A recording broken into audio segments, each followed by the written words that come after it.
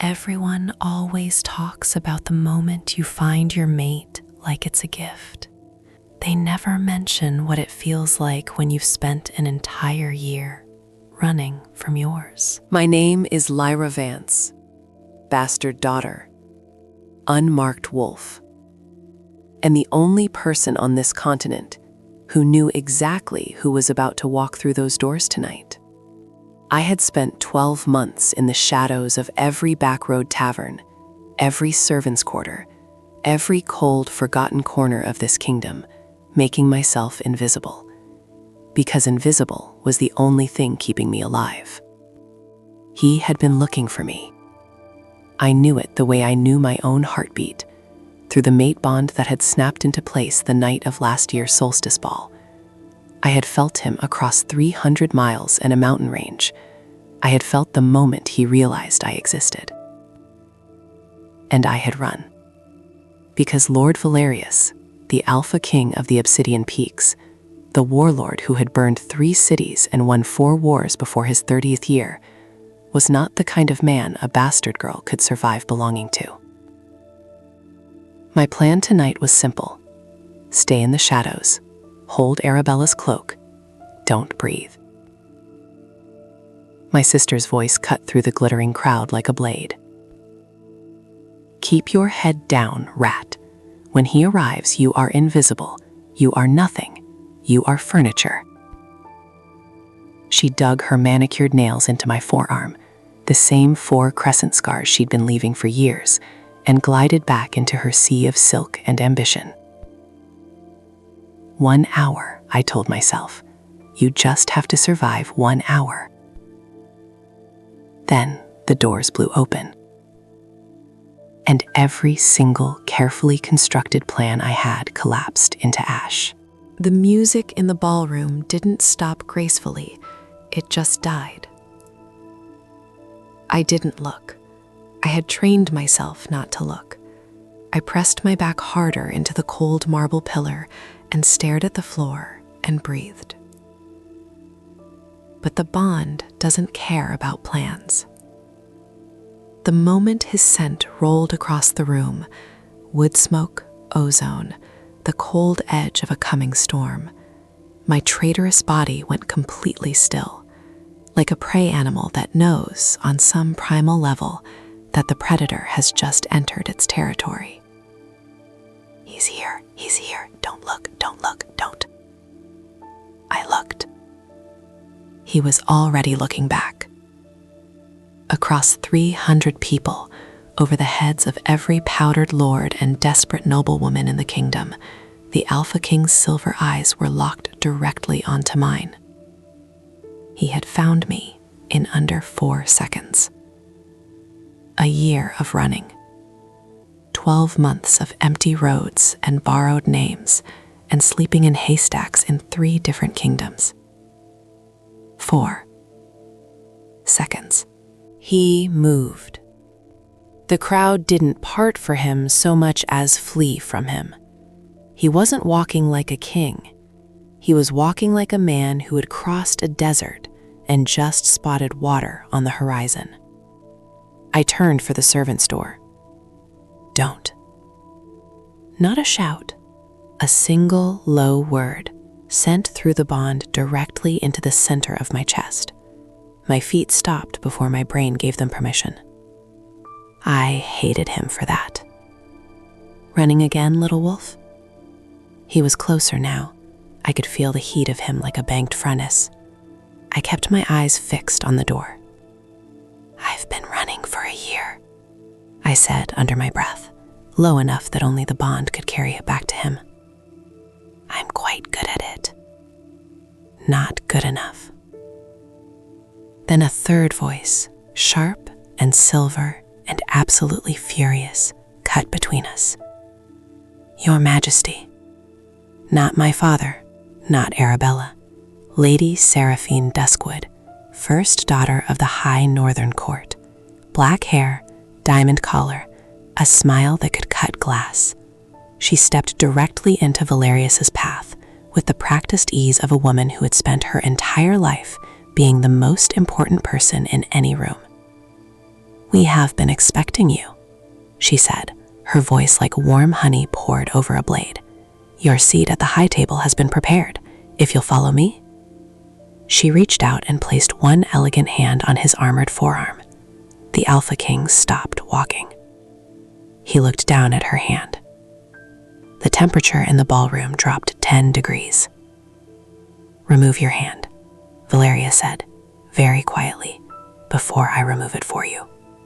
Lady Seraphine smiled in the waver, but her hand disappeared. He didn't spare her another glance. He turned back toward me. And I realized with a cold spike of something that wasn't quite fear and wasn't quite hope, that he had walked through the most powerful woman in the northern court, like she was made of smoke. For me, a girl in a threadbare dress, holding someone else's velvet cloak. He stopped in front of me. Up close, the bond was almost unbearable. A live wire pulled tight between my sternum and his, vibrating at a frequency that made my back teeth ache. I forced myself to meet his eyes. A mistake. His silver gaze was completely undone. The careful, terrifying control of a warlord king stripped all the way back to something raw and exhausted and young. He had been searching for a very long time, too. "You knew," he said. It wasn't an accusation. It was almost a question. "Last year, you felt it, and you ran." I lifted my chin. Yes. Something crossed his face that I hadn't expected. It wasn't anger. It was hurt. "Why?" I almost laughed. "Look at me." I gestured to the faded dress, the mended hem, the 4 small scars on my forearm. "And then look at yourself and ask me that question again." He was still staring at me when my father's voice exploded across the ballroom. "Your Majesty, forgive this. This girl is nobody. She is a mistake. Crack. Valerius didn't look at my father. He didn't draw his sword. He simply reached out, caught my father's outstretched wrist mid-lunge, and twisted. The sound echoed like a gunshot. My father hit the floor, screaming. My sister's cry of outrage cut off into a strangled silence as Valerius turned the full weight of his silver gaze to the room. "She is my fated mate," he said, voice low and absolute. "She is the queen of the Obsidian Peaks. The next person who speaks her name without a title will not speak again." Then he looked back at me. The room, my screaming father, my trembling sister, none of it existed. "I am not asking you to trust me," he said quietly. "I know I haven't earned it. I'm asking you to let me try." He unclasped his heavy fur mantle and settled it over my shoulders without asking. It smelled like wood smoke and winter. It smelled like the bond. I stood in the center of the ballroom, buried in the cloak of a king, and looked at the woman kneeling on the floor in the ruins of her crimson gown. Arabella looked up at me. For the first time in my life, she looked afraid. I didn't feel the triumph I had always imagined I would. I just felt tired. Valerius offered me his arm. I looked at it for a long moment. This arm that had just shattered my father's bones, as casually as snapping a twig. This arm attached to a man I had been running from for a year.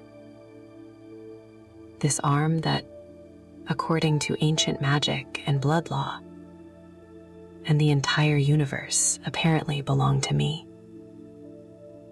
I took it. We walked out through the center of the ballroom.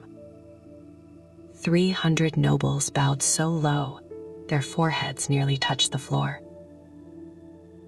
The cold winter air hit my face when the doors opened.